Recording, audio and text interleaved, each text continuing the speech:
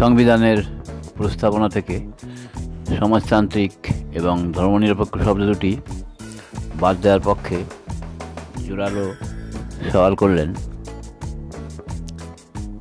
রাষ্ট্রীয় স্বয়ংসেবক সংঘের সাধারণ সম্পাদক দত্তাত্রেয় হোসাপালে।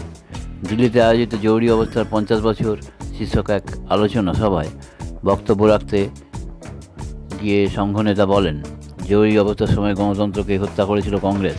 সেই সময় সংবিধানের প্রস্তাবনায় যে শব্দ তারা যুক্ত করেছিল তা কি আর বহাল রাখার প্রয়োজন আছে?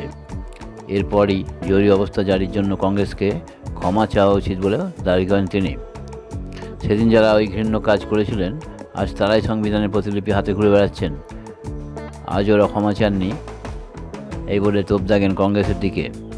আপনাদের পূর্বপুরুষরা ওই কাজ করেছিলেন, এর জন্য দেশবাসীর কাছে আপনাদের এখন ক্ষমা চাওয়া উচিত।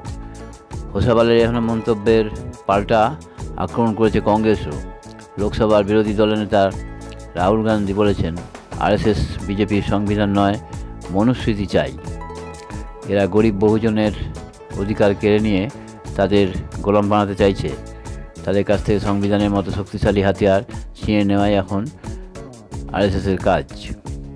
কংগ্রেস নেতা জয়রাম রমেশ সমাজ মাধ্যমে লেখেন, আরএসএস বিজেপি কখনোই সংবিধানকে মন থেকে মেনে নিতে চায় না।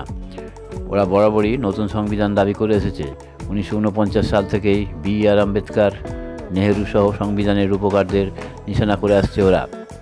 আরএসএস তো বলেই দিয়েছে এই সংবিধান মনুস্মৃতি থেকে অনুপ্রাণিত হয়নি। যদিও হোসাপালের বক্তব্যকে সমর্থন করেছেন কেন্দ্রীয় মন্ত্রী জিতেন্দ্র সিং। তিনি সরাসরি না বললেও ঘুরিয়ে বলেন, দেশের যে কোনো ডানপন্থী নাগরিকই আরএসএস নেতার মন্তব্যের সঙ্গে একমত হবেন, কারণ তারা জানেন আম্বেদকর প্রণীত আসল সংবিধানে এই শব্দগুলো ছিলই না। প্রতিবেদন নিউজ 7 দিন বাংলা।